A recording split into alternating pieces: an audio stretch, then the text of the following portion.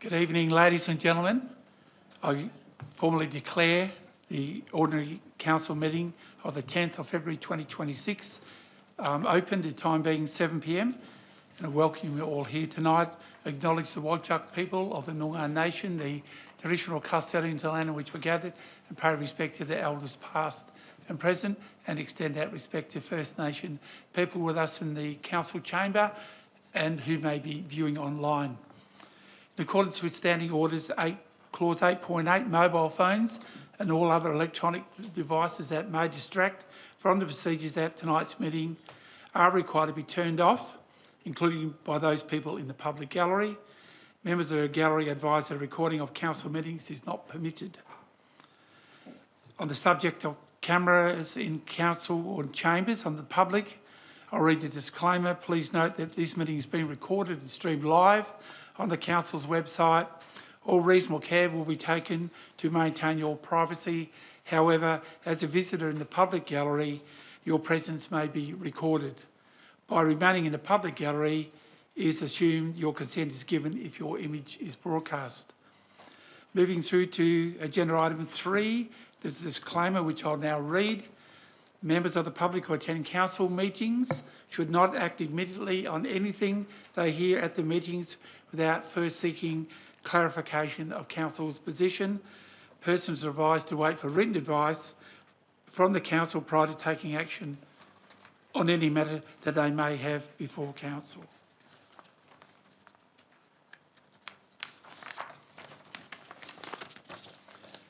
Agenda item 4, acknowledgement of receipt of written declarations of financial interests and conflicts of interest.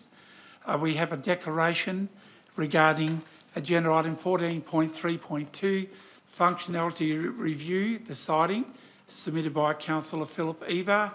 Type and nature of the interest being a proximity interest, and the reasoning for that is I own a property at Cockburn Central.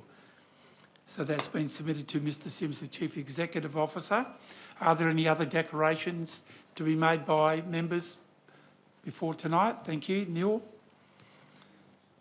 Moving through to apologies and leave of absence. Tonight, ladies and gentlemen, we have an apology from Councillor Kevin Allen. Are there any other apologies? No. Looking around the room? No. Agenda item 6, response to previous public questions taken on notice is nil. Agenda item 7, written request for leave of absence is nil. Agenda item 8, which is public question time. And the order of public questions will relate to questions on notice relating to items on the agenda, questions from the floor relating to items on the agenda, followed by questions on notice relating to items not on the agenda, and finally questions from the floor relating to items not on the agenda.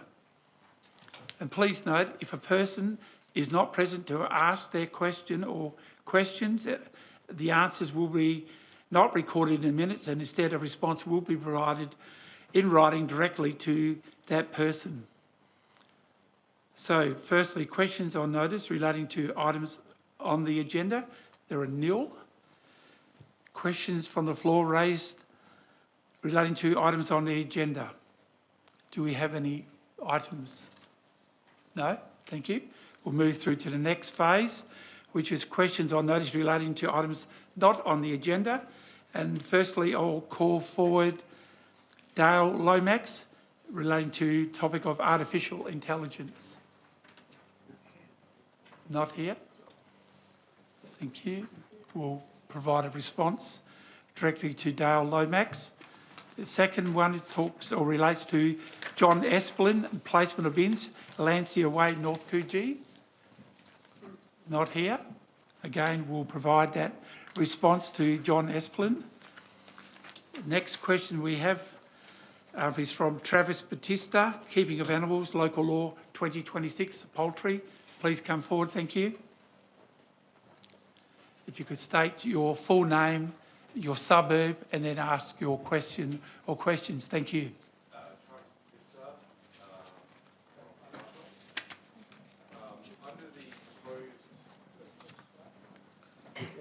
There we go. Travis Batista, Southlake.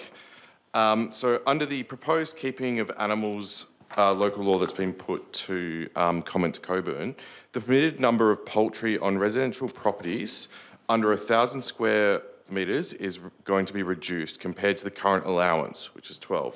What does the city expect residents to do with poultry they are currently keeping lawfully under this existing law, but which would exceed the new limit once the proposed law comes into place? Thank you for that question. Mr. Lees, thank you. Or Mr. Arndt, thank you. Through the Chair,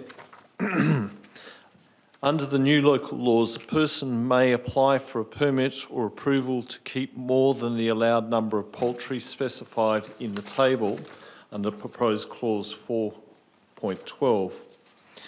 If a person already has a permit or approval issued under the current law, then nothing will change, as that permit or approval is taken to be a permit or approval under the proposed new local law. The proposed new local law provides greater flexibility in residential zones by easing the locational restrictions imposed by the current law, i.e. the current law does not permit poultry within 9 metres of a dwelling, and obviously within existing residential zones that may be very problematic. Thank you, Mr. Arndt. Thank you for your question. We're moving through to the next question, which is Steve Shaw regarding turtle management program. Please come forward, state your full name, suburb, then ask your question or questions. Thank you. Steve Shaw, Bibra Lake. Will the city commit to strengthening its fox management program by making sure contractors' reports use all available fox sighting data, including volunteer trail camera logs, and properly map seasonal hotspots and movement corridors? Management program by making sure contractors reports use all available fox sighting data. There's actually 2 questions. Do you want the second question as well? No, thank you. We'll just address the first one. Thank you. Mr. Arndt. Through the Chair, this question was previously asked and answered at the April 2025 Ordinary Council meeting, whereby I provided a detailed response on how the city uses fox sighting information, including volunteer data, to inform active fox management.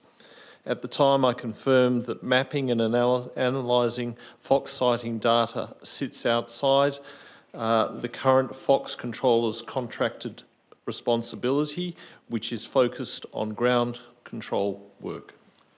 Thank you, Mr. Arndt. And your next question, please. Volunteers are seeing increased fox activity across the Belia wetlands, particularly during last turtle's nesting season. But recent reports don't reflect this or align with PestSmart national guidelines. How is the city currently sharing fox control information with DBCA and the Perth South West Metropolitan Alliance? And will it commit to using community data and adopting more transparent evidence-based practices going forward? Just with the DBCA, they control North Lake and other lakes close to Bibra Lake. So conversing with DBCA and the Shire would help greatly in these matters. Thank you. Mr. Arndt, respond.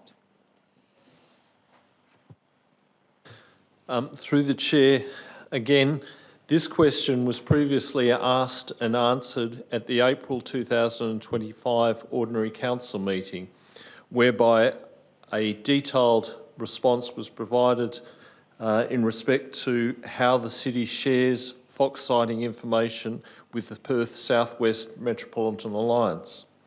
The Perth South West Metropolitan Alliance will provide information on regional fox monitoring studies and the effectiveness of regional fox control.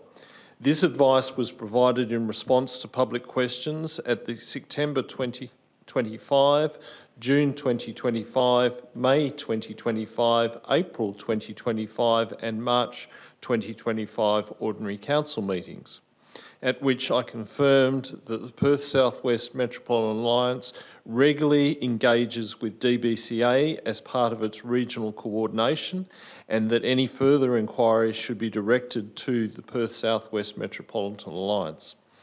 Copies of the Fox Control reports produced by the City have been available on request, and the City's annual budget is also publicly available. Thank you, Mr Hunt. Thank you for your questions. Now call forward Michael Saparovich, please. If you could state your full name, suburb, and then Hello, ask everyone. your questions. Thank you. Michael Saparovich from Spearwood. Now, I'm always quite at awe at the amount of services that the City of Coburn offers. So when I opened up the Coburn Soundings this week, I was surprised to find some services that I wasn't even aware of. So my questions are about the home sustainability rebates. The first one is, when did the Home Eco Audit change to being an environmental subsidy scheme? Thank you, Mr Arndt. Through the Chair, the Home Eco Audits have not become a subsidy scheme. It has simply been rebranded to Sustainable Home Consult. The Sustainable Home Rebate is a completely separate program. Thank you. Your next question, please. I'll change the wording on this next question then. Is the rebate funded from the $1.375 million budgeted for the sustainability and climate change service plans adopted in the 2026 budget? Thank you, Mr Arndt. Through the Chair, yes, the Sustainable Home Rebate Program and the Sustainable Home Consults, which are formerly the Home Eco Audits, are funded from this budget allocation. Thank you. Your next question, please. How large is the pool of funds available for the rebates? Thank you, Mr Arndt. Through the Chair, in the 2025-2026 municipal budget, $50,000 has been allocated. Thank you. Your next question, please. How much external funding does the City receive to support these rebates? Mr Arndt, thank you. Through the Chair, there is no external funding. Your next question, please. Sorry, I'm going to have to change the wording on this next one, but was the decision to implement these sustainable home rebates a decision of council? Was it done under delegated authority, or was it done under management's discretion of the adoption of the budget? Thank you, Mr Arndt. The eco audits have been offered by the City since 2011. The Sustainable Home Rebate Scheme has been offered for the last 2 financial years. Each time Council has provided funds through the adoption of the budget. It should be noted that both programs, or the Sustainable Home Rebate Program, clearly aligns with the actions in the climate change strategy, which is also formally approved by Council. Thank you. Your next question, please. Was there a briefing to elected members about the expansion of, well, not the expansion of the scheme, but the adoption of the new rebate, and any broader conversation about the appropriate uses of ratepayers' funds? Thank you, Mr Arndt.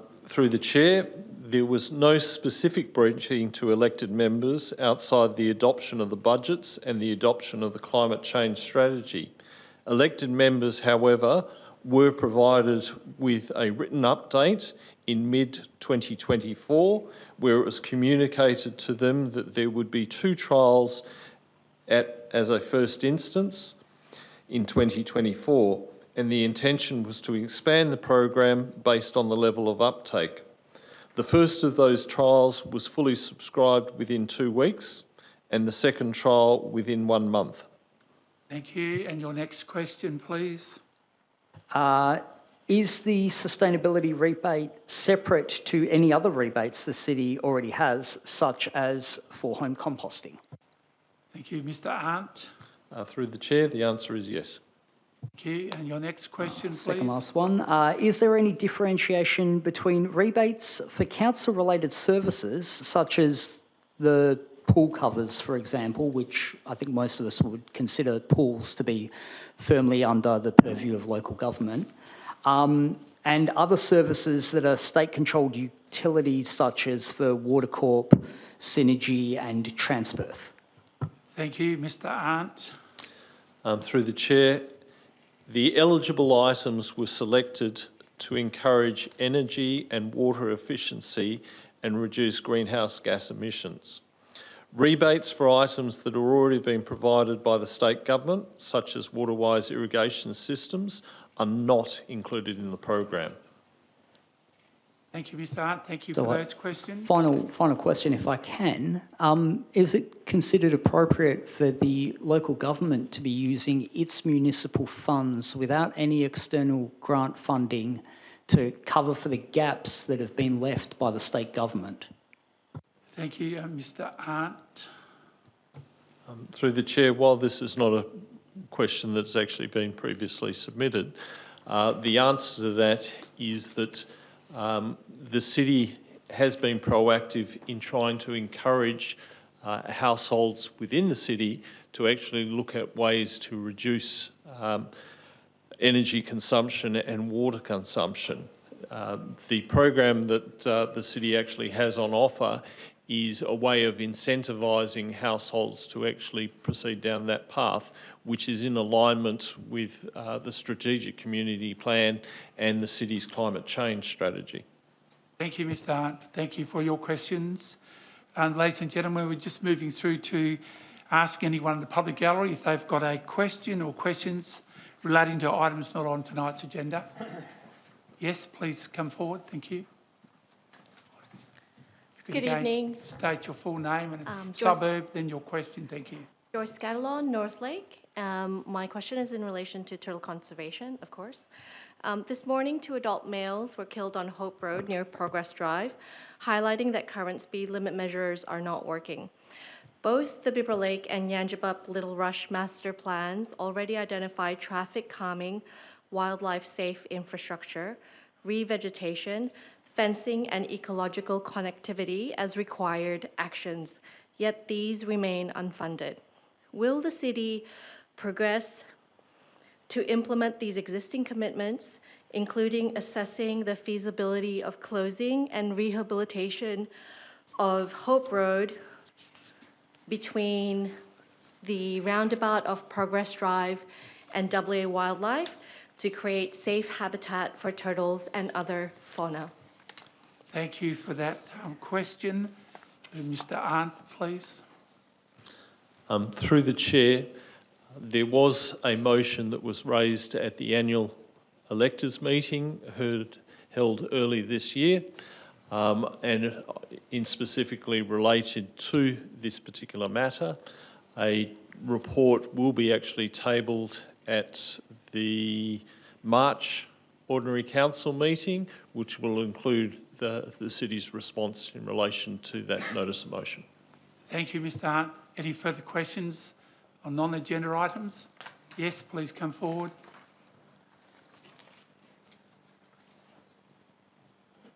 Again, if you could state your full name, suburb, then ask your question or questions. Thank you. So, Corinne Franklin from Benjop. Good evening. In October 2022, Council adopted 8 principles for preservation of Benjop. We're kind of disappointed to see that the APA decision of the 13th of January 26 has been approved to clear the land at Lot 11 Binyap Road. Benjop seems to have been swayed by the city's agreement to offset the clearance with the rehabilitation of an old sand mine site in the Rosa Shanks Reserve. This agreement seems to have been mooted during a confidential session of a council meeting in December 2025. Given that the city has committed to preserve Benjop, here's my first question: Why did the city not have the courtesy to inform Benja president that he had agreed to an offset agreement for the old mine site in the Rose-Shanks Reserve? Thank you. Mr. Arndt, thank you. Sorry. Through the chair, whilst this is probably a fairly complex question and probably deserves a more detailed answer, I'm happy to actually have those discussions offline. However, the simple answer is that the decision for the land to actually be developed has actually been undertaken by the Western Australian Planning Commission. The city's role has really been reflective of those decisions or state government decisions as to try and achieve the best outcomes given the predetermination of what land would actually be developed. So, and as that discussion involves some commercial aspects, that's the reason why it was discussed as a confidential item. It should be clearly noted that the EPA's decision in terms of the land clearing is actually based on the Western Australian Planning Commission's advice and not on the city's discussion about environmental offsets. Thank you, Mr. Arndt. And do you have another question? Yes, I do. Thank you.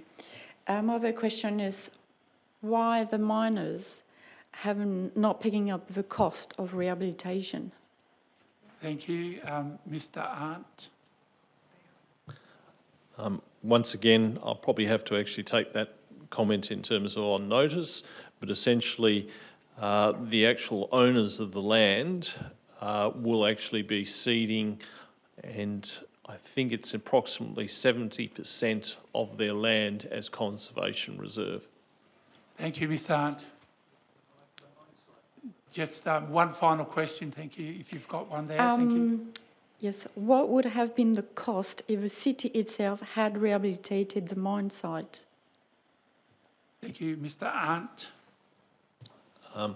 Through the chair, that's probably a moot question as the city doesn't own the land. Thank you, Mr. Arndt. Thank you for your questions. Thank you. Ladies and gentlemen, that brings us to the close of public question time. Thank you for your participation. We'll now move through to the next agenda item, which is agenda item 9, and which is confirmation of the minutes of the ordinary council meeting held on the 9th of December 2025. Do we have someone move for the adoption, please? Councillor Juwan, seconded. Councillor Eva. Any discussion or debate? If not, we'll call for the voting buttons, those for and against. Thank you.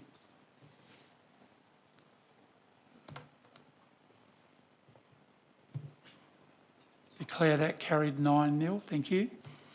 Agenda item 10 is deputations. Ladies and gentlemen, tonight we have one deputation, and I'll call forward Mr. Tane Evershed from Planning Solutions in regard to agenda item 14.1.1, recommendation on final approval, standard amendment to number 186 to Town Planning Scheme number 3, Lot 2, number 46, Ciano Avenue, Success.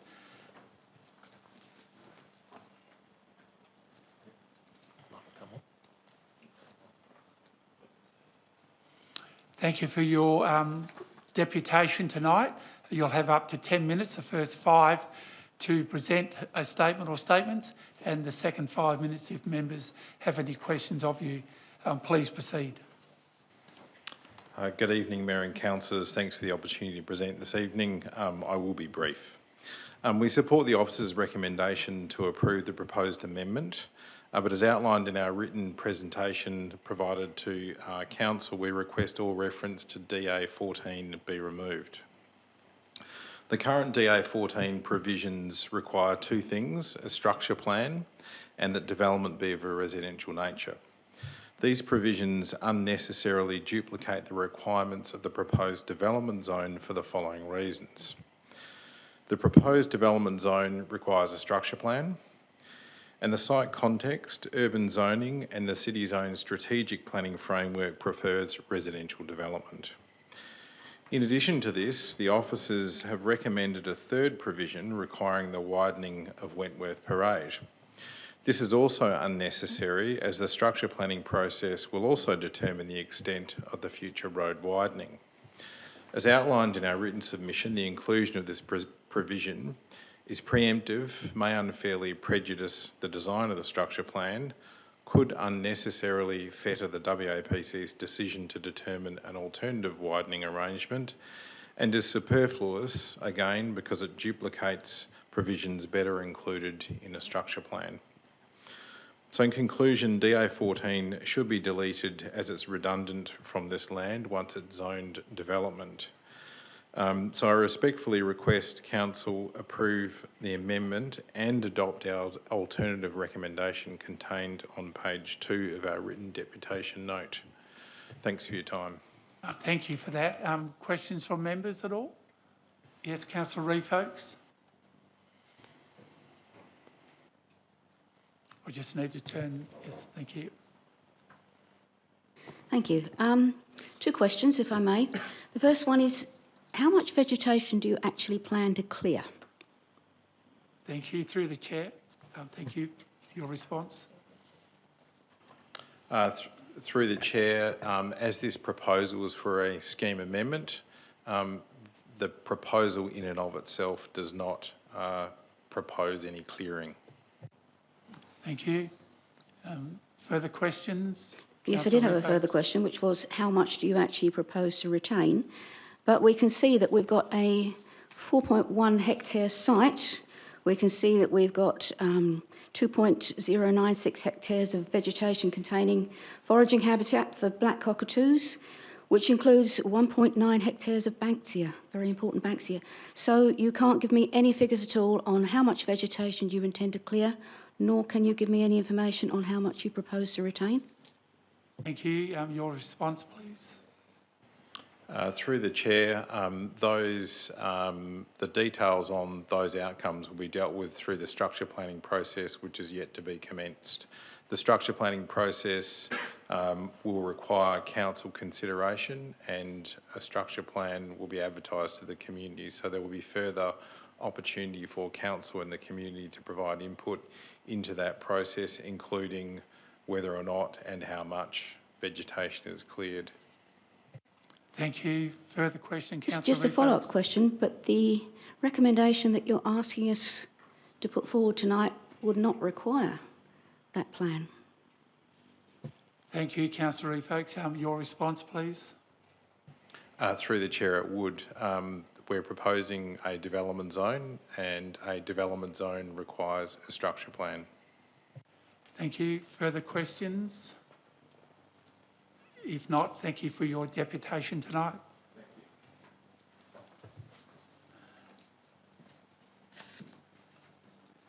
you. Ladies and gentlemen, we'll move through to agenda item 11, business left over from the previous meeting, if adjourned, is nil. Agenda item 12, declaration by members who have not given due consideration to matters contained in the business paper presented before the meeting. Are there any declarations? No, thank you. Agenda item through, I'll be asking Mr Sims to read out those agenda items that will be carried en bloc. Thank you, Mr Sims. Thank you, Mr Mayor. Those items proposed to be moved en bloc this evening are 14.1.1, 14.2.1, 14.2.2, 14.2.3, 14.2.4, 14.3.1, 14.3.2, for which Councillor Eva has declared a proximity interest, 14.3.3, 14.4.1, 14.5.1, 14.5.2, 14.5.3, 14.5.4, 19.1, 21.1 and 21.2. Thank you, Mr Sims. Does any member wish to withdraw an item? No, thank you, Councillor. No one wishes to withdraw an item. Councillor Eva, will you leave the council chamber? Thank you. Thank you. We're just noting that.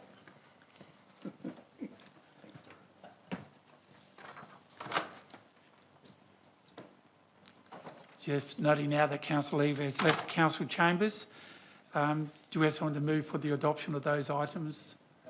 Councillor Stones, seconded Councillor Duan. Thank you. Is there any discussion or debate? If not, we'll call for the voting button for the adoption of those particular agenda items by en bloc resolution. Thank you. Those for and against?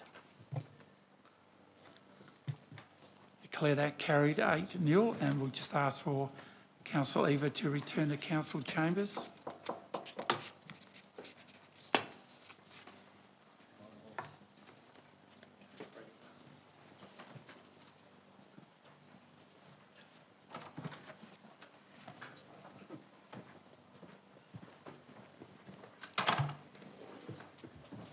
Councillor Lever just returning to council chambers, just advising that those matters were carried in block.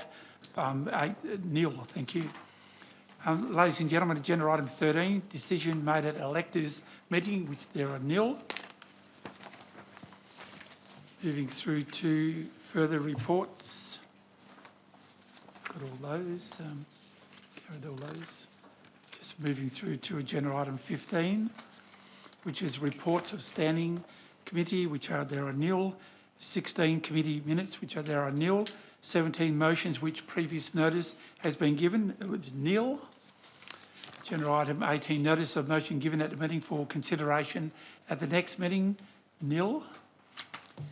Agenda item 19, business of an urgent nature, cover that. And agenda item 20, matters to be noted for investigation without debate is 0. Moving through to all those items have all been adopted to coming through to agenda item 22, closure of the meeting. That there be no further business, I declare the meeting closed, the time being 7:32 p.m. Thank you for your attendance and participation. Thank you.